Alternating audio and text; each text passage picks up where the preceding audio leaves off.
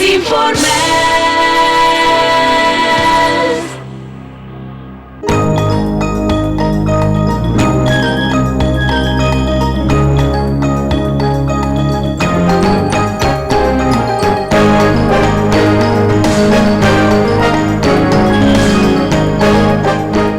Bien amigos, estamos de regreso junto a ustedes con más informes en el 13 y en este segmento del programa tenemos el gusto de presentarles al embajador del Perú, licenciado Alejandro León Pasos.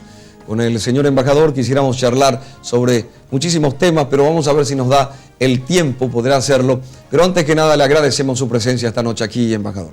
De igual modo, estoy muy contento de estar con usted nuevamente. Dígame, ¿qué lecciones deja el rescate de los rehenes de la Embajada del Japón en Lima? Bueno, creo que deja una muy clara, que el chantaje no funciona con los gobiernos democráticos, una. Y dos, que el terrorismo no va a vencer a las democracias en América Latina. Embajador, ¿y este es el final del terrorismo en el Perú, en su país? ¿No hay peligro de un rebrote, por ejemplo? El terrorismo en el Perú, como una amenaza a la estabilidad democrática y al futuro nacional, desapareció hace 3 años. Este es un caso aislado.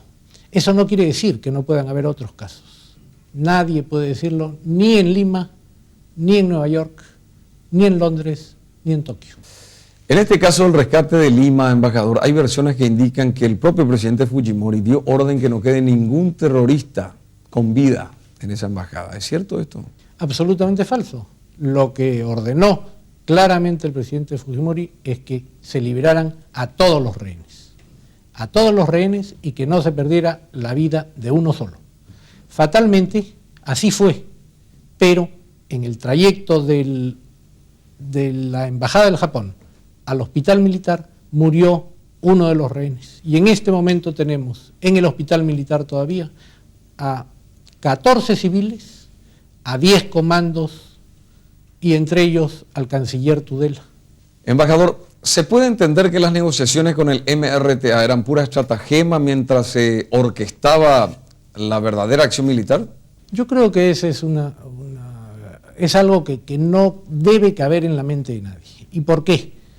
Porque este operativo, que supongo yo, se inicia en su planeamiento el primer día, porque eso es lo que tienen que hacer las fuerzas del orden, ver cómo salvar una situación de esta naturaleza, pudo llevarse a cabo mucho antes.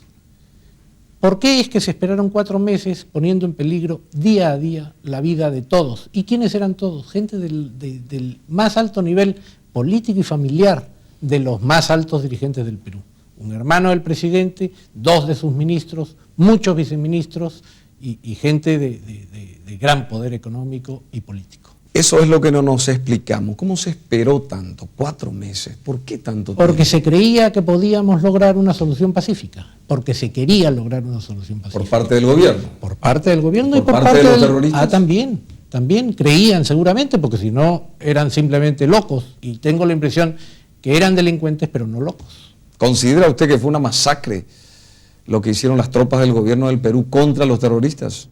Yo no calificaría de masacre, sino de salvación. Yo quisiera decir... ¿Qué pasa si una persona está siendo apuntada y pide, o sea, aflora en ella la rendición, digamos? ¿Por qué hay que eliminarla? No, estoy de acuerdo, no hay que eliminarla. ¿Y qué pasó adentro? Es que eso no pasó. Esa es una noticia que surge en un diario o en una agencia noticiosa japonesa basada en una supuesta declaración de un supuesto rehén que había ido ya al Japón y que hasta ahora no se conoce quién es y no se sabe quién es. Y por el otro lado tenemos lo que ha declarado el embajador japonés, el embajador boliviano, para no mencionar a los peruanos, y el Comité Internacional de la Cruz Roja, que acaba de hacer una declaración en Ginebra diciendo que no tiene ninguna evidencia y que no cree en esa posibilidad. ¿Cómo es que fueron tan certeros? Porque mataron a todos los terroristas y no se hirió ni un rehén, no hirieron a ninguno de ellos. Porque en eso consistía la operación, porque el plan que estaba haciendo el gobierno del Perú era liberar vivos a todos los rehenes. El plan que practicaba semana a semana el comando terrorista era el ajusticiamiento de los rehenes con un orden establecido y con gente que iba a matar a todos y cada uno de ellos. ¿Por qué no se informó al Japón de que se estaba preparando un operativo militar de rescate, señor embajador? Yo tengo la impresión que no se informó a nadie. Yo estoy seguro que no se informó a nadie. ¿El Japón no sabía de esto? El Japón no sabía. ¿En su propia embajada? En su propia embajada. Pero la respuesta a la pregunta no hecha es, después de que termina el proceso, el Japón manda inmediatamente la felicitación más cordial y el agradecimiento más sentido. Embajador, hay quienes sostienen que mientras no se solucionen los problemas sociales en el Perú, no habrá tranquilidad en su país. ¿Es así? Existen problemas sociales, como en todos los países subdesarrollados. Existen otros países desarrollados que no tienen esos problemas sociales. El fenómeno terrorista existe en los unos y en los otros. Yo creo que no hay una relación entre terrorismo y con un caldo de cultivo en pobreza extrema. Pero en el Perú estamos tratando y parece que logrando avanzar hacia la salida de la pobreza extrema.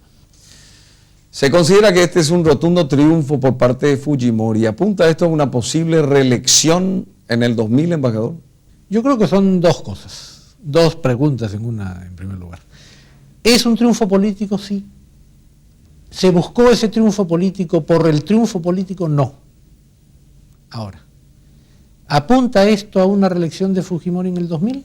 Sería el tercer periodo ya de Fujimori. Así es, también es, bueno, el tercer periodo, pero el segundo periodo dentro de la Constitución actual que solo permite una reelección. Desde 1993, ¿verdad? Desde 1993. Buena memoria tiene. No, bueno, pero eso quiere decir que el presidente Fujimori podría estar en un tercer periodo comandando en estos el Perú. momentos en el Perú se está discutiendo eso. Inclusive por ahí han surgido una especie de conflicto de poderes entre el Poder Legislativo por un lado y el Tribunal Constitucional por otro, que tendría que ver con la interpretación de esa ley. ¿Cómo es Fujimori gobernante? ¿Cómo es él? Es un hombre que se ha alejado totalmente de los patrones o pautas del político tradicional peruano. Y creo que del político tradicional sudamericano, por lo menos. Es un hombre práctico, es un ingeniero graduado en agronomía con maestría en matemáticas. Eso pinta un poco su sentido práctico. Este hombre práctico ha entrado al gobierno del Perú sin componendas, sin amistades casi. No tiene amigos y no tenía enemigos. ¿Y como gobierno? Está gobernando al Perú y desde hace 7 años, ¿no? Porque entró el 90. En esos 7 años el Perú cambió. Ese es Fujimori. Ha hecho cambiar al Perú y eso es lo que piensa todavía una gran parte del pueblo peruano, aunque también he leído alguna encuesta que si bien el 73% aprueba el gobierno de Fujimori, hay menos del 50% que aprobaría la reelección de Fujimori. ¿Es Fujimori un hombre providencial, embajador? No. Yo creo que fue providencial para el Perú que entrara Fujimori en ese momento en el que entró y que ganara las elecciones primero a Mario Vargas Llosa y después a Javier Pérez de Cuéllar. Los resultados hablan de por sí. Fue providencial para el Perú. No es un hombre providencial, es un hombre común y corriente, con mucho carácter. Lo que no significa que no haya hoy en el Perú la más amplia libertad de prensa y las más amplias libertades. Y a su criterio, ¿no es peligroso para la democracia de los países latinoamericanos el reflejo de un gobernante como Fujimori que ha centralizado un gran poder en todos estos años? Yo tengo la impresión que hay una especie de mala información. El presidente Fujimori fue elegido presidente del Perú en el año 90 y en el año 1992, como todos recuerdan hasta hoy, tuvo o hizo algo que muchos condenaron, que fue cerrar el Congreso, disolver el Poder Judicial acabar con la Contraloría General de la República e iniciar una política de pacificación mucho más fuerte que la que hasta ese entonces se había estado llevando a cabo. Este gobierno, que se llamó de Emergencia y Reconstrucción Nacional, demoró 6 meses o 7.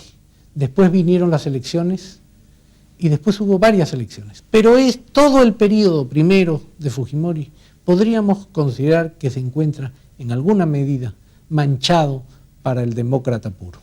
¿Y el segundo? Cuando 65% de los peruanos votan a Fujimori, votan por él y ponen nuevamente sus esperanzas en él, ¿todavía vamos a arrastrar lo anterior? ¿No creemos ya que terminó eso y que este fue y es seguramente el gobernante elegido en América Latina con mayor número de votos proporcionalmente? Bien, embajador, muchísimas gracias por haber estado con nosotros esta noche, haber cedido parte de su tiempo y saludos al Perú. Muchas gracias a usted.